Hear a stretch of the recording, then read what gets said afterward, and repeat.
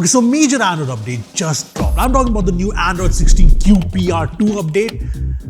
16.2 if you may, but don't go by the name. This actually has some big changes, some new features that we've not even seen in other Android skins before, and yeah, I'm going to show you everything, obviously. But yeah, all you need to do is just hit that subscribe button. Done. Let's go, and best one for last.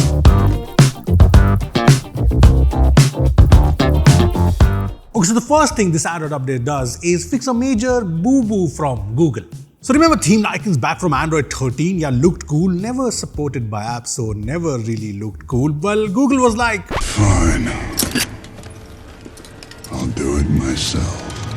With this Android update automatically generates themed icons for apps that don't support it. I mean, you can see here, every app has been themed, and considering this themed icons feature is part of most Android skins, this should make things more seamless everywhere. And that's not all. You can also change the shape of icons now, so say goodbye to plain old circle icons, because you now get a square, a 4-sided cookie, a 7-sided cookie, or even an arch. Google also added background blur with the Material 3 Expressive update. I love the names from Google.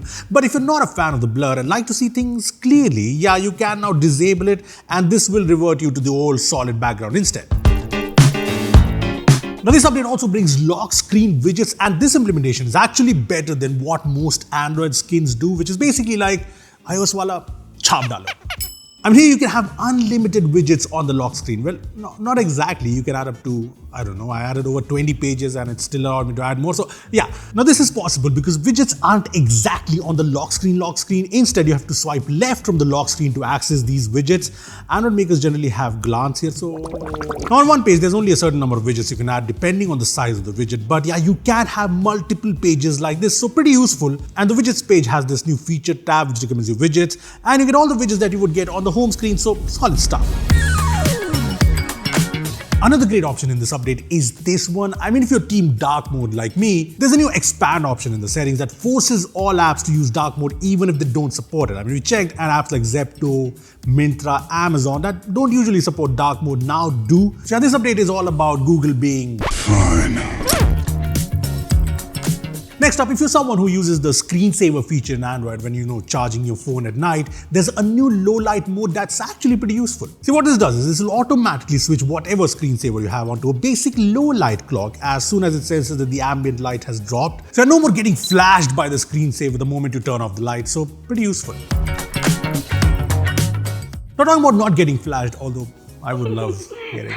Yeah, there's also this new enhanced HDR brightness feature that is actually very useful. So you know how late in the night you're revisiting some of your old photos and videos, if you know what I mean, and suddenly this HDR photo pops up and you get blinded with the brightness.